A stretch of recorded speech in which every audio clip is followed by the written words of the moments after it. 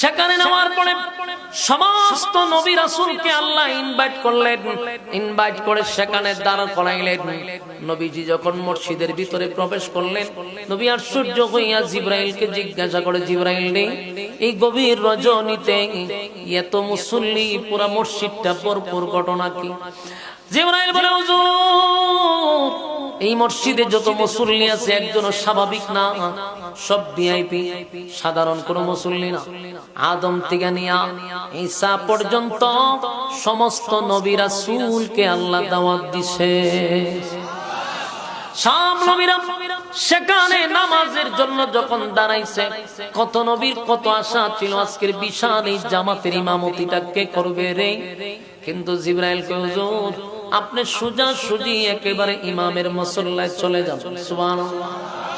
আমার নবী বিশাল এক জামাতের ইমামতি করলেন। সেদিন থেকে আমার নবীর একটা উপাধি লেগে গেল, ইমামুল মুরসালিন। সুবহানাল্লাহ। সেখান থেকে রফরফ নামক একটা স্পেশাল প্রাইভেট কার দিয়া বন্ধুরে নিয়ে গেল প্রথম আসমানে। আসমানের সমস্ত ফেরেশতা যাদের মধ্যে ভিআইপি আছে এদের সঙ্গে দেখা করলো, নবীদের সঙ্গে সাক্ষাৎ করলো, বৈঠক করলো। 2 নাম্বার আসমান, 3 নাম্বার আসমান, এইভাবে 7 নাম্বার পর্যন্ত চলে গেল। বন্ধুরে ভ্রমণ করাইলো।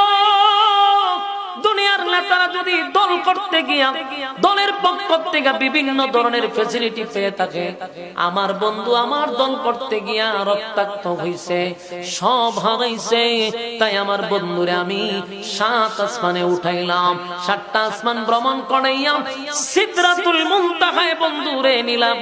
সেখান থেকে বন্ধুরে স্পেশাল প্রাইভেট কার দিয়া আল্লাহ বলেন, আমার বন্ধুরে আমি আরশে আজিমের ভিতরে নিয়ে আসলাম। আরশে আজিমে আনার পরে বন্ধুর সঙ্গে আল্লাহর সাক্ষাৎ হয়। সাক্ষাতে কথাবার্তার পরে আল্লাহ বলে, বন্ধু, 7টা জান্নাত জাহান্নাম বানাইছি, আপনাকে ভ্রমণ করে দেখানো হবে। 8টা জান্নাত বানাইছি, 8 জান্নাত আপনাকে ভ্রমণ করানো হবে। বন্ধু 8টা জান্নাত ভ্রমণ করলেন, 7টা জাহান্নাম ভ্রমণ করলেন।